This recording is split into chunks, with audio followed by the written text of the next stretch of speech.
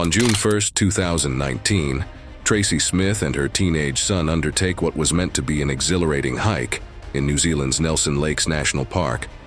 Their destination was the Angelus Hut, perched at an altitude of 1,650 meters. Little did they know that this adventure would turn into a tragic tale of survival against the harsh elements of nature. Tracey Smith, 55, and her 15-year-old son were no strangers to the outdoors. Their shared passion for hiking had taken them across New Zealand and abroad. In New Zealand, they had conquered notable trails like the Heapy Track, Old Ghost Road, and the Abel Tasman Track several times. Overseas, they had even hiked a crater in Hawaii. Their experience in high-altitude hikes led many to consider them seasoned hikers. However, one crucial factor set this hike apart. They were not accustomed to hiking in deep snow. The Smiths' initial plan was to hike to Angelus Hut via Robert Ridge during the Queen's birthday weekend, a public holiday in New Zealand. However, their plans began to shift even before they set foot on the trail. The day before their hike, Tracey Smith spoke with the manager of the lodge where they were staying. The manager's warning was clear and dire. Hiking to Angelus Hut was not advisable due to the deteriorating weather conditions. Forecasts predicted temperatures plummeting to -16 degrees Celsius, with strong winds of up to 85 kilometers per hour expected. The manager suggested a safer alternative, staying at the lower bushline hut. Considering this advice, the Smiths visited the Department of Conservation Visitor Center at St. Arnaud. The staff there echoed the lodge manager's concerns, warning of heavy winds and snow that would make the mountain dangerous in winter. At this point, the Smiths made what seemed like a prudent decision. They would stay at Bushline Hut instead. However, fate had other plans when they arrived at Mount Robert Car Park, 5 kilometers from St. Arnaud, to start their walk. They encountered a large group planning to hike to Angelus Hut via the Speargrass Track, a more sheltered route than Robert Ridge. In a moment that would prove fateful, Tracey and her son decided to change their plans once again and join this group. At 9:45 a.m., the group set off towards Speargrass Hut. The initial conditions were cold and slightly snowy, but visibility was good. They reached Speargrass Hut at 1 p.m., where they stopped for a small lunch. Tracey contemplated staying at Speargrass Hut overnight, but ultimately decided to press on. At 1:30 p.m., they continued their journey towards Angelus Hut. As they pressed on, the conditions began to deteriorate. An hour into the tramp to Angelus Hut, the snow got deeper and the hill was getting steeper. Heavy snowfall set in, and the terrain grew more challenging. During this section, Tracey began to struggle. The path became so steep that hikers were forced to crawl on their hands and knees through the snow. This slowed Tracey down considerably. 3/4 of the way up, Tracey's son realized his mother had fallen behind. He waited for her to catch up, but by this time, she was visibly weak. She was taking small steps and told him she was experiencing a lot of leg cramping. Unbeknownst to them, the other members of the group had carried on ahead, leaving mother and son separated from the main party. The situation quickly went from bad to worse. Tracey started showing signs of hypothermia and was experiencing severe leg cramps. She could barely walk 10 feet without falling over, and their progress slowed to a crawl. Her son, in a desperate attempt to keep moving, tried to drag her along with a tramping pole and clear snow out of the way, but the depth of the snow made this nearly impossible. By 5 p.m., the weather had taken a dramatic turn for the worse. Visibility was limited to about 200 meters. The temperature had dropped significantly, and the wind had increased. The other group reported seeing ice blowing, and water bottles hitched to backpacks had frozen. Given the reduced visibility, they were unsure if Tracey and her son were still following or had turned back. The main group, unaware of the dire situation behind them, reached Angelus Hut at 6:15 p.m. At the hut, they met the volunteer warden. According to the coroner's report, the warden heard the group of 6 hikers arrive around 6:30 p.m.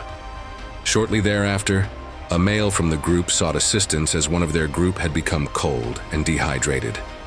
He also informed the warden that 2 more hikers, an older woman and a younger male, were on the track behind them and appeared to be struggling. However, when the warden went to the guest dormitory to assist the person needing aid, she saw 6 people and assumed this included Tracey and her son.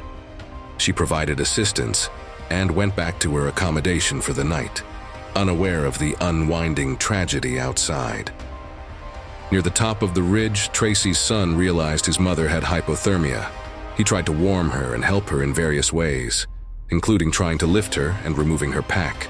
He wanted to feed her scroggin, but his hands were too cold and stiff to open the pack. Realizing that he too was in danger of getting hypothermia, he made the heart-wrenching decision to try and find help. The son's journey to the hut was a nightmare. Poor visibility made it nearly impossible to see the path. In his first attempt, he accidentally circled back to where his mother lay. Finding her face down and not moving in the snow, he set out again. This time he could see the outline of Lake Angelus and decided to head straight for the lights, sliding over the snow. His legs were cramping and he was falling over repeatedly. He resorted to crawling and finally reached the hut at 11:15 p.m., weak and exhausted. The scene at the hut was one of confusion and limited options.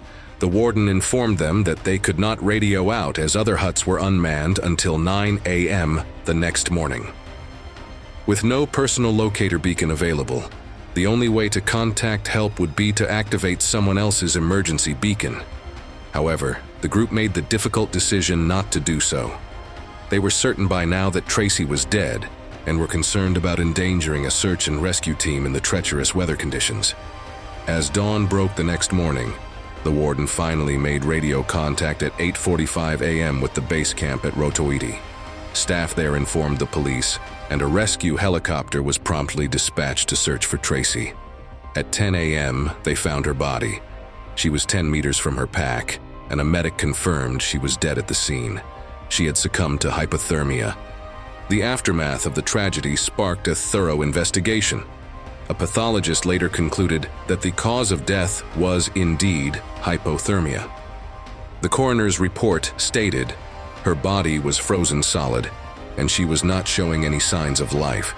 She was unresponsive, pulseless, not breathing, and had fixed, dilated pupils.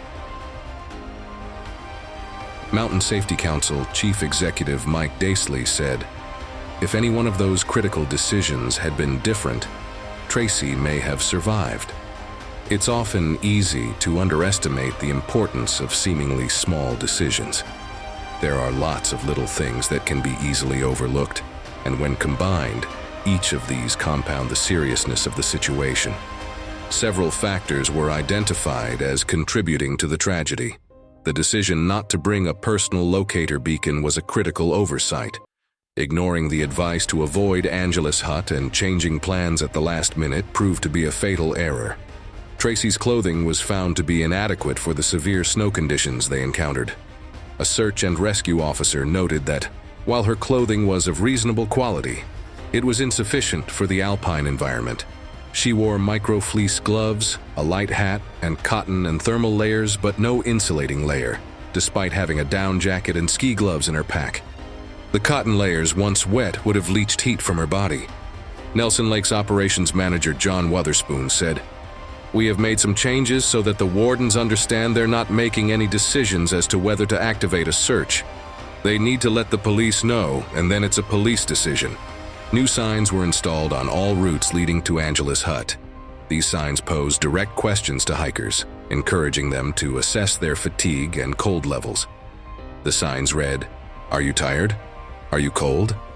It's this much further to go. If you're not up for it at this point, it's only going to get harder. Turn around now. Here's another option." The coroner extended condolences to Smith's family, stating, "In particular, I acknowledge her son who acted bravely to assist her in tragic and extremely distressing circumstances. Like, comment, and subscribe to True Perils for more interesting videos."